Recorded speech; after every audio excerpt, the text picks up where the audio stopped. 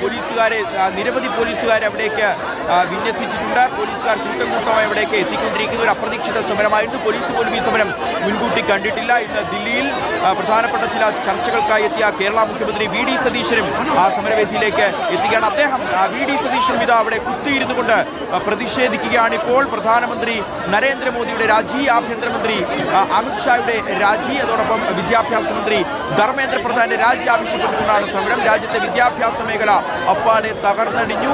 വിദ്യാഭ്യാസ മേഖലയെ സംരക്ഷിക്കണം, വിദ്യാർത്ഥികളുടെ ഭാവി ശോഭനമാക്കണം. നിരവധി വീഴ്ചകൾ വിദ്യാഭ്യാസ മേഖലയുമായി ബന്ധപ്പെട്ട് ഉണ്ടാവുന്നു. രാജ്യത്തെ ചോദ്യപേപ്പർ ചോരുന്നു, വീണ്ടും പരീക്ഷകൾ നടത്തേണ്ടി വരുന്നു, പരീക്ഷാ ഫലങ്ങൾ റദ്ദാക്കപ്പെടുന്ന സാഹചര്യം ഉണ്ടാകുന്നു. വിദ്യാർത്ഥികൾക്ക് ആത്മഹത്യ ചെയ്യേണ്ട ഗതികേടിലേക്ക് ഈ രാജ്യം മാറുന്നു. എന്നിട്ടും വീണ്ടും വീണ്ടും അത് ആവർത്തിക്കപ്പെടുന്നു. അതിനൊരു നടപടി സ്വീകരിക്കാനോ ശാശ്വതമായ പരിഹാരം കാണാനോ നമ്മുടെ മന്ത്രിക്ക് സാധിക്കുന്നില്ല. പ്രധാനമന്ത്രി നരേന്ദ്രമോദി പലപ്പോഴും പ്രതികരിക്കുന്നില്ല. 20-25 ദിവസങ്ങൾക്ക് ശേഷമാണ് പ്രധാനമന്ത്രിയുടെ ഒരു പ്രതികരണം. ഇന്നാണ് നമ്മൾ ഈ ഒരു വിഷയത്തിൽ കേൾക്കുന്നത്. ഇപ്പോൾ ഇതാ നേതാക്കൾ പ്രതികരിക്കുന്നുണ്ട്.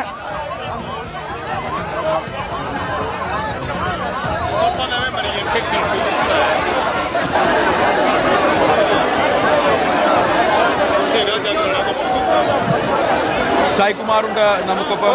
സായി, ഈ അടുത്ത കാലത്തെങ്കിലും നമ്മൾ ഇത്ര ഒരു കരുത്തുറ്റൊരു സമരം, അത് പ്രതിപക്ഷം ഈ അടുത്ത കാലത്ത് നിങ്ങൾ കേട്ട ഏറ്റവും പ്രധാനപ്പെട്ട ഒരു ചോദ്യമായിരുന്നു, എവിടെയാണ് ഈ വിഷയങ്ങളൊക്കെ ഏറ്റെടുക്കാതെ നിങ്ങൾ എന്തൊരു പ്രതിപക്ഷമാണ്, നിങ്ങൾ എന്തൊരു ഇന്ത്യ സഖ്യമാണ്, എവിടെ നിങ്ങളുടെ പ്രതിപക്ഷ നേതാവ് രാഹുൽ ഗാന്ധി എവിടെയാണ്? ആ ചോദ്യങ്ങൾക്കെല്ലാം ഉള്ള ഉത്തരം എന്നുള്ള തരത്തിൽ പ്രധാനമന്ത്രി നരേന്ദ്രമോദിയെ തന്നെ ഡയറക്റ്റ് അറ്റാക്ക് ചെയ്തുകൊണ്ട് രാഹുൽ ഗാന്ധി തെരുവിലേക്ക് ഇറങ്ങിയിരിക്കുന്നു. സായ്, തീർച്ചയായും ഷിഹാസ, ഒരു മിന്നൽ സമരം തന്നെ പ്രതിപക്ഷത്തിന്റെ ഭാഗത്ത് നിന്ന് ഉണ്ടായി എന്ന് വേണം പറയാൻ. കാരണം പോലീസിന് പോലും സുരക്ഷ ഒരുക്കുന്നതിന് മുൻപ് തന്നെ പ്രതിപക്ഷ നേതാവായ രാഹുൽ ഗാന്ധിയുടെ നേതൃത്വത്തിൽ അവിടെ സമരം തുടങ്ങി. അതുകൊണ്ട് തുടക്കഘട്ടത്തിൽ പോലീസ് പോലും പ്രതീക്ഷിക്കാത്ത രീതിയിലുള്ള ഒരു സമരമായി ഇതിപ്പോൾ മാറുകയാണ്. ആ രീതിയിലുള്ള ഒരു പ്ലാനിംഗ് ആണ് ഈ സമരത്തിന്റെ കാര്യത്തിൽ കോൺഗ്രസ് നടത്തിയത്.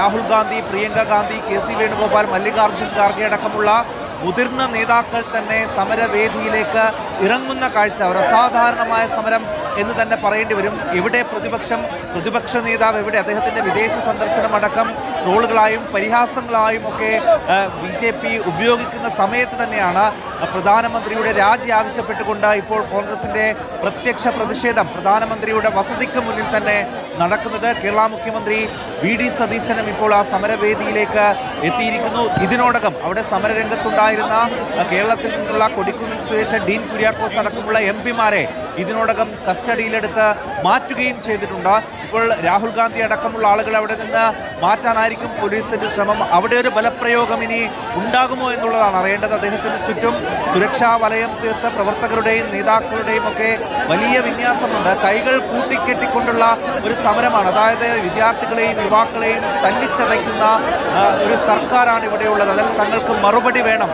തങ്ങൾ ഉന്നയിക്കുന്ന ഒരു പ്രശ്നങ്ങൾക്കും വിഷയങ്ങൾക്കും മറുപടി നൽകാതെ മൗനം തുടരുകയാണ് കേന്ദ്രം ചെയ്യുന്നത്.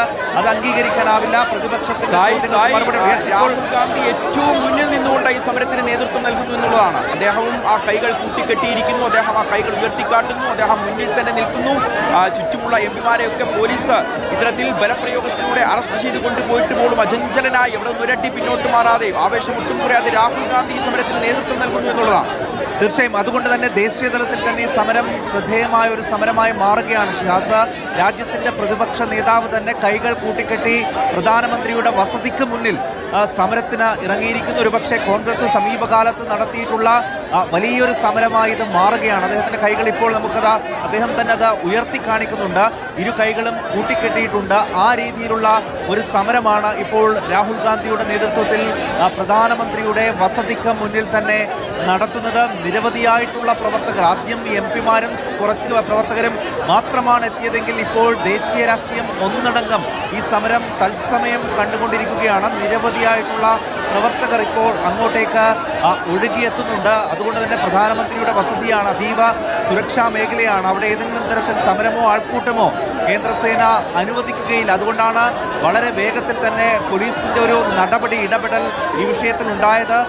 MP-മാരെ അടക്കം അവിടെ നിന്ന് അറസ്റ്റ് ചെയ്ത് മാറ്റുകയും ചെയ്തു. ഇനി രാഹുൽ ഗാന്ധി അടക്കമുള്ള ആളുകളെ ഏത് രീതിയിലാണ് അവിടെ നിന്ന് പോലീസ് സൈന്യം മാറ്റാൻ പോകുന്നത് എന്നാണ് ഇനി അറിയേണ്ടത്. അങ്ങനെ ഒരു ശ്രമം പോലീസിന്റെ ഭാഗത്ത് നിന്നുണ്ടായാൽ സ്വാഭാവികമായും വലിയ പ്രതിരോധം പ്രവർത്തകരുടെ ഭാഗത്ത് നിന്ന് ഉണ്ടാവുകയും ചെയ്യും. ഇപ്പോഴും പോലീസ് ഉദ്യോഗസ്ഥർ രാഹുൽ ഗാന്ധിയോടും അവിടെയുള്ള പ്രവർത്തകരോടും അറസ്റ്റ് തയ്യാറാവാൻ ആവശ്യപ്പെടുന്നുണ്ട്. ഇത് സുരക്ഷിത മേഖലയാണ്, അവിടെ നിന്ന് സമരം മാറ്റണമെന്ന് ആവശ്യപ്പെടുന്നുണ്ട്. പക്ഷേ അറസ്റ്റിന് ഇപ്പോൾ തയ്യാറാകുന്നില്ല. ഇപ്പോൾ VK ശ്രീകണ്ഠൻ MP-യെ മുദ്രാവാക്യം വിളിച്ചു കൊടുക്കുന്ന കേരളത്തിൽ നിന്നുള്ള MP-മാരെ അടക്കം നമുക്ക് ദൃശ്യങ്ങളിൽ നിന്ന് കാണുകയും ചെയ്യാം. കേരള മുഖ്യമന്ത്രി VD സതീശനും ഇപ്പോൾ ആ സമരവേദിയിൽ എത്തിയിട്ടുണ്ട്. ആ ദൃശ്യങ്ങളും നമുക്ക് കാണാം. അവിടെ പ്രിയങ്ക ഗാന്ധി അടക്കമുള്ള ആളുകളൊക്കെ ഇപ്പോഴും കുത്തിയിരുന്ന സമരം നടത്തുകയാണ്. ഒരുപക്ഷെ സമീപകാലത്ത്